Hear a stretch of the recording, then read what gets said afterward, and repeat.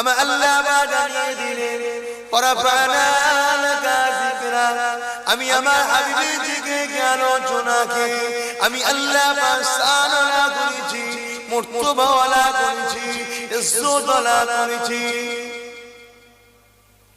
সাহাবা হুজুররা জানতে চাইলেন ইয়া রাসূলুল্লাহ হাবিবাল্লাহ, আল্লাহ আপনার আলোচনাকে কতটা সানা করেছে, কতটা মর্তবা দিয়েছে। আল্লাহ নবী বলে দিলেন বাবা সাহাবারা, আমার আলোচনাকে আল্লাহ পাক নিজের আলোচনার মধ্যে শামিল করে দিয়েছে। যতদিন আমরা নবীর আলোচনা করব আমার আল্লাহ ফেরেশতাদের বলবে বান্দা লেখ, ওরা আমারই আলোচনা করেছে। জোরে বলুন সুবহানাল্লাহ। কোথায় পাবেন? হাদিসের কুদসির মধ্যে আমার আল্লাহ বলছে আমার নবী কেউ যদি জিকির করে আলোচনা করে